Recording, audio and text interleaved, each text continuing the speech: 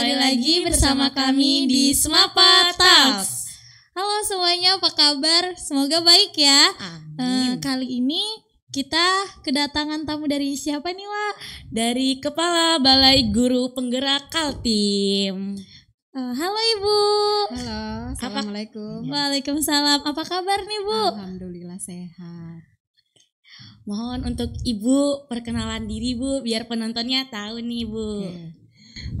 Bismillahirrahmanirrahim. Assalamualaikum warahmatullahi wabarakatuh. Perkenalkan pendengar ya atau penonton talk show-nya Smapa PPI ya, PPU ya, Smapa Talks. Smapa Talks. Saya Wiwik Setiawati, Kepala Balai Guru Penggerak Provinsi Kalimantan Timur. Ini Ibu mau dipanggil Ibu kah atau Kakak atau gimana ya, Ibu? Yang mau enaknya biar serah aja. Tapi kalau dipanggil Kakak, Ibu suka juga berarti. Berarti lebih mudah gitu ya, Bu ya. Dipanggil Ibu nggak apa-apa juga. Oh, kayak Ibu ya. Apa nih, Kak? Awak mau dipanggil apa jadinya? Kakak aja. Oke. Kakak aja ya, biar lebih akrab gitu, Bu. Boleh. Jadi gini, Kak, pengen nanya nih, apa itu Balai Guru Penggerak? Ya. Sebenarnya apa sih gitu? Ya, Balai Guru Penggerak ini adalah UPT baru dari Kemdikbudristek ya. Jadi usianya juga baru sekitar kurang lebih 4 bulan, Mbak. Tadi belum kenalan namanya loh. Tadi siapa namanya? Oh ya, kenalkan. Kalau saya namanya Hawa Indriwati. Mbak Hawa dengan Kalau nama saya Eyarli Gustriana Nabila. Irli ya. Iya. Mbak Hawa dan Mbak Irli. Nah, jadi Balai Guru Penggerak ini UPT baru Kemdikbud-Ristek ya, usianya baru kurang lebih 4 bulan. Banyak yang mengira bahwa Balai Guru Penggerak ini hanya milik dari guru penggerak saja ya. Jadi dikira kami Balai Guru Penggerak ini hanya untuk atau layanannya hanya bisa diakses oleh teman-teman yang pernah mengikuti program pendidikan guru penggerak. Nah, jadi sebenarnya tidak seperti itu ya. Ada sejarahnya kenapa ada Balai Guru Penggerak di setiap provinsi. Nah, jadi tahun 2020 pada saat itu Mas Menteri melihat kualitas pendidikan kita masih belum sesuai dengan yang diharapkan. Nah, yang berhubungan langsung dengan kualitas pendidikan, kalau kita ingin melihat outputnya itu kan di siswa ya. Nah, siapa yang berhubungan yang dalam hal itu proses yang dilalui oleh siswa itu kan ada beberapa proses. Nah, yang terlibat di situ adalah tentu saja guru. Nah, di tahun 2019 berdasarkan data dari 3 juta guru yang ada di Indonesia ini ternyata hanya 19% guru yang mendapatkan haknya yang pernah mengikuti diklat atau pendidikan dan pelatihan. Masih ada PR 81%. Nah, ternyata juga hal ini salah satu sebabnya adalah kementerian itu sebenarnya memiliki UPT yang langsung berhubungan dengan penyelenggaraan diklat ya. Yang mendiklat guru dalam hal ini ada P4TK dan LPPKS saat itu, hanya saja jumlahnya masih kurang. Jadi di seluruh Indonesia itu hanya ada 7, yaitu 6 P4TK dan 1 LPPKSPS. Dan bahwa Mbak Erli, semuanya itu ketujuh-tujuhnya terpusat di Pulau Jawa. Jadi ada P4TK IPA di Provinsi Jawa Barat di Bandung, ada TKPLB juga di Bandung, lalu ada Penjas BK di Jawa Barat juga di Sawangan, ada di bahasa itu di DKI, lalu ada matematika di Jogja, IPS PKN di Malang, Jawa Timur, dan LPPKSPS di Jawa Tengah. Semua terpusat di Pulau Jawa. Nah, ini yang melatar belakangi kenapa pada saat itu Mas Menteri inginnya itu setiap provinsi punya lembaga penyelenggara diklat yang sama dengan P4TK, sehingga tercetuslah pada saat itu Balai Guru Penggerak di setiap provinsi.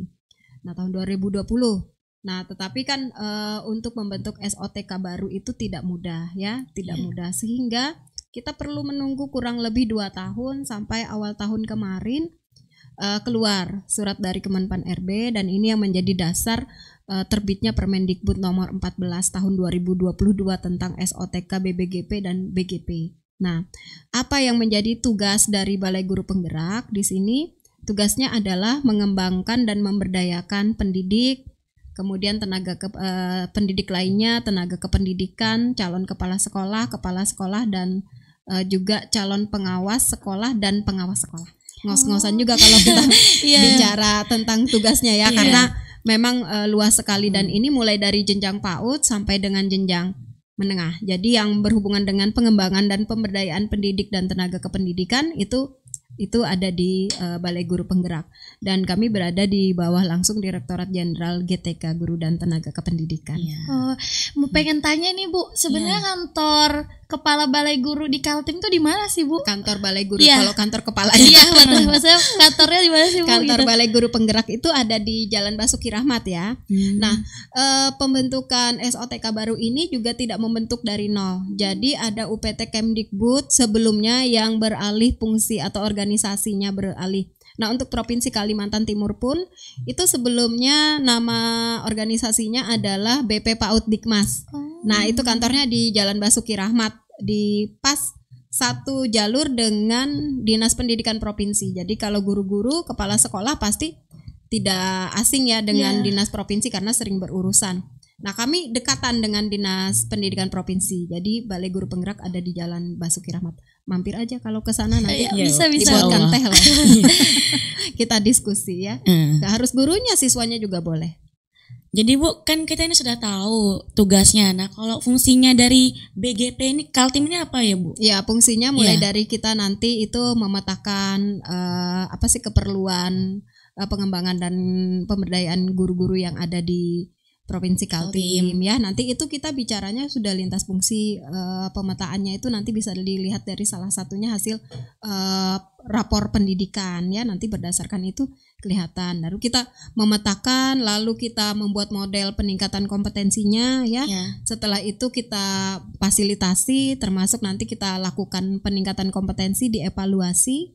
Jadi itu terus secara siklus kita terus melakukan. Jadi mulai dari pemetaan dulu memang. Jadi sistemnya seperti memberi pengajaran gitu Kak Bu, atau seperti apa sih? Jadi tidak harus selalu dalam bentuk diklat sih. Jadi di dalam proses melaksanakan tupoksi dari BGP Kaltim ini kita ada beberapa nilai-nilai yang kita pegang. Salah satu nilai yang harus kita lakukan, yang dipegang oleh Balai Guru Penggerak di setiap provinsi itu adalah nilai gotong royong. Dengan tadi yang Ibu sebutkan tugasnya yang panjang tadi ngos-ngosan ya, kan tidak mungkin kami BGP melaksanakan sendiri. Jadi memang harus ada nilai gotong royong di situ, harus ada bekerja sama. Siapa yang menjadi mitra kita di situ? Mulai dari sesama UPT, dalam hal ini mungkin bukan mungkin ya, memang iya. Dalam hal ini ada BPMP juga, UPT dari Kemdikbudristek. Lalu kita juga perlu bersinergi dengan pemerintah daerah, dinas pendidikannya. Kita juga perlu bersinergi dengan mitra-mitra lokal, swasta, NGO ya. Lalu kita juga perlu memastikan komunitas-komunitas belajar. Nah, jadi nanti intinya kita adalah menghidupkan kembali komunitas-komunitas belajar atau biasa kita sebutnya istilahnya PLC. Jadi Professional Learning Community. Jadi kita ingin ada komunitas pembelajaran yang profesional ya. Setiap sekolah muncul tuh iklim komunitasnya. Jadi sekolah itu juga nanti akan sering melakukan diskusi, refleksi di dalam komunitas belajarnya sehingga tahu apa yang menjadi kebutuhan dari guru-gurunya ya. Nanti berdasarkan hasil refleksi tersebutlah yang akan menjadi dasar mereka untuk melakukan pengembangan dan pemberdayaan. Nah, itu nanti BGP juga bisa ikut di situ untuk membantu mengeksekusinya, atau tidak harus juga, mungkin di dalam satu sekolah terjadi gap ya. Misalnya ada guru yang sangat sangat gitu, profesional di dalam melakukan pembelajaran yang berbasis atau fokus pada siswa. Tapi ada guru yang tadi katanya Mbak Erli santai gitu ya, duduk ke kelas hanya ngasih tugas gitu ya, ngasih tugas, catat gitu. Sementara ada guru yang ketika mengajar itu menyenangkan. Itu kan terjadi gap ya di sekolah. Nah, bagaimana gap itu semakin kecil? Jadi guru yang memang mengajarnya menyenangkan nih berbagi praktik baik, memberikan tips-tips apa sih yang harus dilakukan supaya guru yang santai ini juga tidak santai lagi, bisa lari juga mengajarnya. Kan pasti senang ya kalau siswa-siswa gurunya itu mengajarnya tidak santai Iya. tadi ya, duduk kasih tugas catat, itu sudah bukan model lagi ya. Tidak seperti itu guru yang diharapkan pada era sekarang ini. Jadi sebenarnya di era sekarang ini tuh muridnya yang aktif atau gurunya yang Iya. aktif atau keduanya gitu Bu. Karena kan bingung kan di kita-kita ini yang sebagai pelajar tuh bingung. Sebenarnya yang disuruh aktif itu gurunya atau kitanya. iya. Ya kalau gitu. gurunya yang aktif nanti siswanya tinggal duduk ngedengerin aja gitu ya. Iya, Berarti dua-duanya gitu Iya, Bu, Iya, imbang. jadi muridnya harus aktif, guru bisa memfasilitasi ya. Jadi aktifnya itu karena memang sudah di-set oleh gurunya. Jadi bukan nanti kamu aktif ya, ibu tinggal, kalian aktif belajar sendiri, ibu tinggal, kamu praktek sendiri, ibu tinggal, bukan seperti itu ya. Tetap Iya. melaksanakan tugasnya sebagai salah satunya kan sebagai fasilitator. Nah, Bu, bagaimana perkembangan program guru penggerak dan sekolah penggerak di Kaltim nih, Bu? Ya, kalau guru penggerak kita sudah banyak ya, dan sudah hampir di setiap kabupaten kota ada guru penggeraknya. Sekarang ini yang sedang menjalankan pendidikan guru penggerak yang akan selesai itu adalah angkatan 4. Itu ada di Kabupaten Pasir, kemudian ada di Kabupaten Mahulu dan Kutai Barat. Kutai Barat. Nah, kemudian yang angkatan 5 itu ada Kota Samarinda, Kutim gitu ya. Yang angkatan 6 ini ada Kota Balikpapan. Angkatan 7 sekarang sedang selesai proses rekrutmennya, seleksinya sudah berlangsung, tetapi kita tinggal menunggu pengumuman. Nah, saat ini sedang dibuka nih guru-guru ya, Bapak Ibu guru SMA Negeri 4 PPU, Bapak Ibu guru dimanapun berada yang memenuhi syarat, ayo daftar PGP angkatan 8, 9, 10. Sekarang sedang dibuka secara serentak Bapak Ibu. Jadi bukan angkatan 8 nunggu dulu nanti saya ngedaftarnya angkatan 9 aja. Nanti tidak, saat ini serentak sampai dengan akhir September ini dibuka pendaftaran. Jadi mumpung ada kesempatan daftar ya. Tadi kan Bu, cara daftarnya tuh gimana Bu? Iya. Cara menjadi guru penggerak kan ada itu. Iya. Tadi cara daftarnya gimana Nah, Bu? cara daftarnya gampang Iya, gitu apakah ya. ada syarat-syaratnya? Ada Mungkin syarat-syaratnya, tapi syarat-syaratnya mudah ya, tidak menyulitkan. Yang penting guru sudah pernah mengajar selama kurang lebih 5 tahun ya, sudah boleh ASN, boleh non ASN ya. Kemudian sudah terdaftar di Dapodik. Dan kalau guru kan sekarang tidak ada lagi yang di bawah S1 ya. Iya. Minimal S1 atau D4. Terus usianya maksimal 50 tahun ya, atau masih ada sisa mengajar selama 10 tahun. Nah, itu sih tidak sulit kan? Dan sekarang ini juga untuk PGP ya, pendaftaran guru penggerak angkatan 8, 9, 10 ini terbuka. Tidak hanya guru saja, Mbak Hawa dan Mbak Irli. Jadi boleh kepala sekolah mendaftar PGP angkatan 8, 9, 10 ini bagi kepala sekolah yang belum memiliki NRKS. Ya, artinya kemarin waktu beliau-beliau itu didefinitifkan, dijadikan kepala sekolah, belum memiliki NRKS. Kan itu syarat ya. Syarat menjadi kepala sekolah.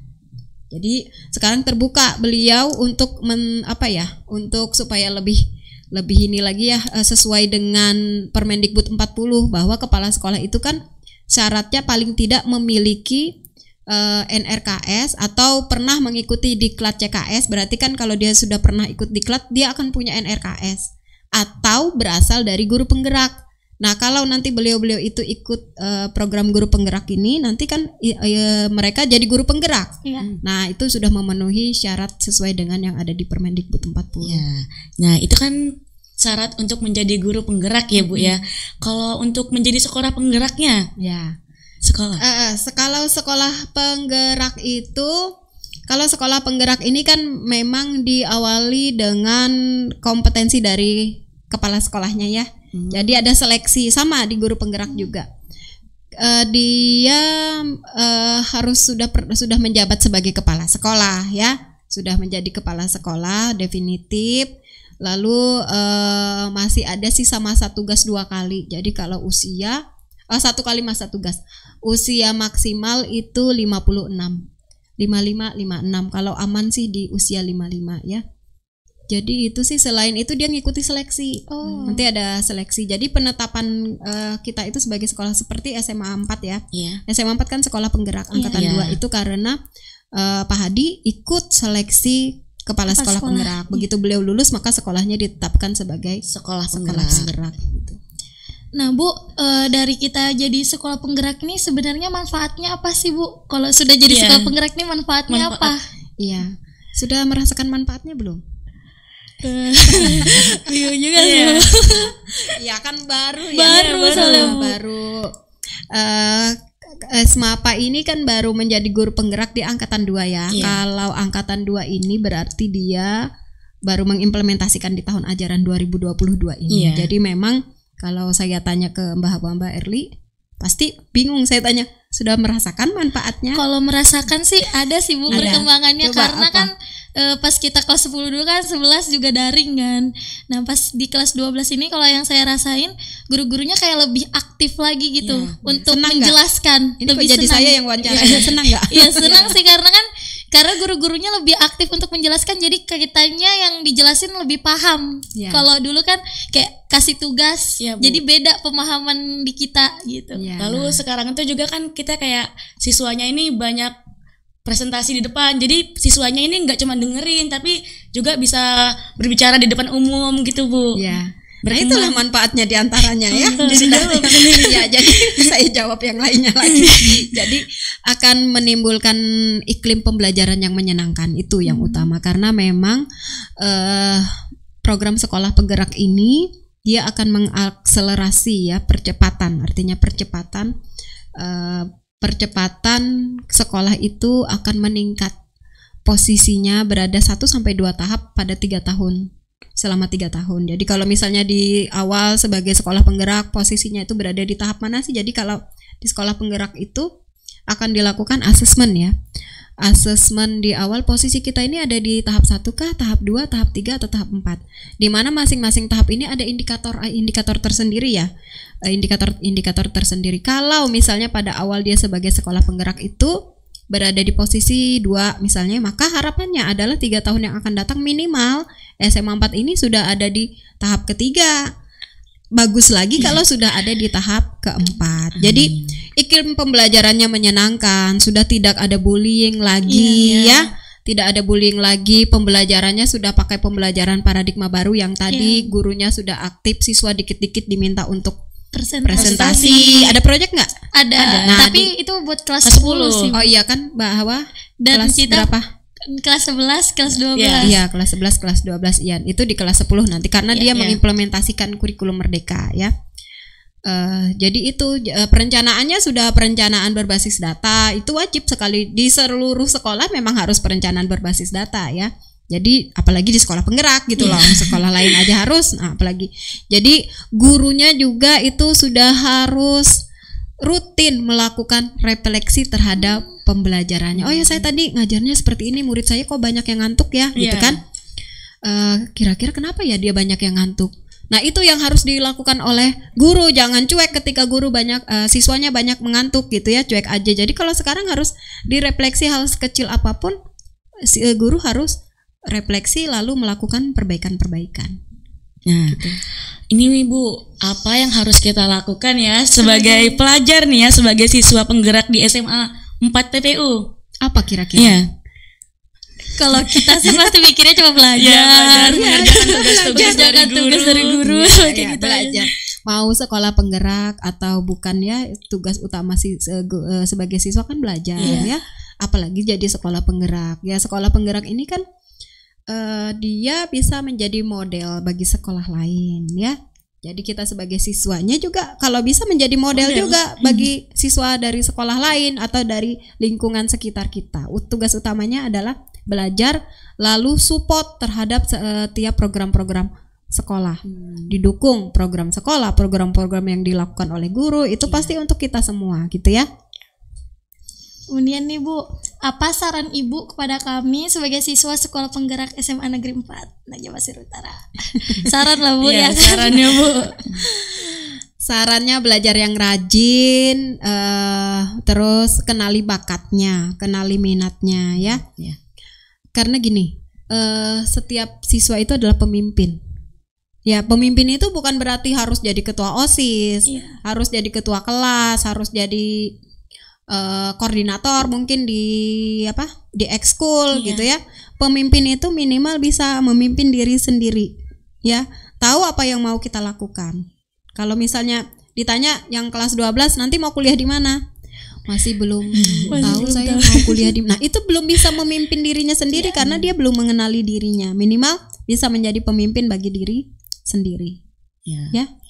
Nah, Bu, itu kan tadi saran untuk siswanya ya. Nah, ini kalau saran dari Ibu untuk sekolah kami nih, Bu. Oh ya. Tadi saya sudah keliling ya. Sudah keliling lihat SMA Negeri 4 sedang banyak ini sih berproses ya. Kalau saya lihat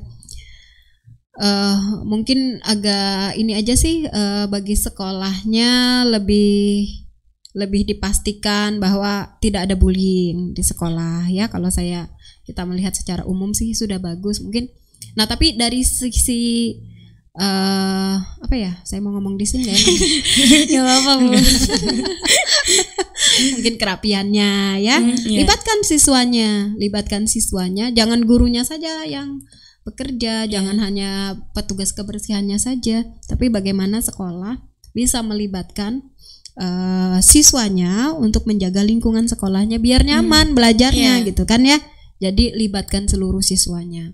Buat jadwal yang terstruktur untuk mungkin setiap hari Jumat ada program kebersihan minimal kelasnya masing-masing dan di sekitarnya gitu ya. Kalau yang lainnya saya lihat sudah bagus sih, iklim pembelajarannya juga sudah bagus, ekskulnya sudah banyak ya. Secara umum saya melihat SMA Negeri 4 bisa bersaing dan juga menjadi sekolah penggerak juga sudah memang pantas gitu ya, memang sudah seharusnya. Alhamdulillah ya. Oke, terima kasih ya Bu sebelumnya. Itu tadi pertanyaan terakhir kita. Terima kasih udah menjawab semua pertanyaan-pertanyaan, mungkin pertanyaan dari guru-guru kita ataupun dari kita sendiri. Dari teman-teman juga ya. Mungkin ya iya sih Bu, karena kami sebenarnya kurang paham sih tentang kayak penjelasan, maksudnya kita kurang paham mau menanyakan apa sih tentang guru penggerak ini gitu.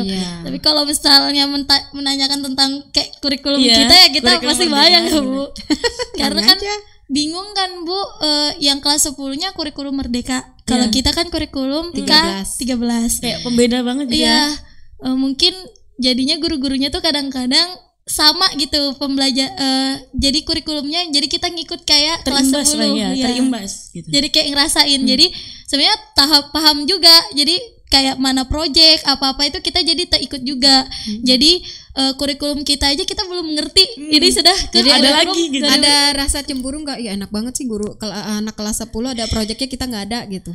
Enggak, karena kita juga kita ngerasain juga Bu, karena kan mungkin gurunya paham kali Bu kalau kita pengen juga jadi bareng-bareng gitu. Jadi bareng-bareng rasain. Jadi dikasih project juga ya. Oh ya bagus lah kalau begitu, jadi merasakan gitu kan. Iya. Jadi seperti itu sih. Jadi sekian sih dari kita. Nggak ada lagi pertanyaan. Kalau Kak Awa gimana, ada pertanyaan Kak? Alhamdulillah jadi sedikit paham lah ya, jadi paham sekarang ya tentang sekolah paham atau udah banyak? Alhamdulillah sekarang paham. Gak berani.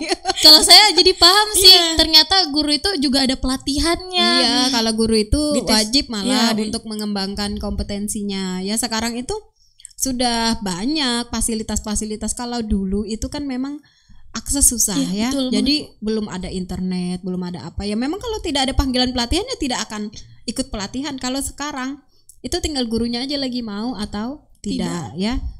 Buka webnya Kemdikbud atau dari Repo, dari termasuk Google juga itu kan banyak juga, termasuk seperti satu lagi ya Google, terus satu lagi lupa saya. Itu banyak itu yang berhubungan dengan IT pembelajaran yang menyenangkan, yang kuis-kuis itu banyak banget itu.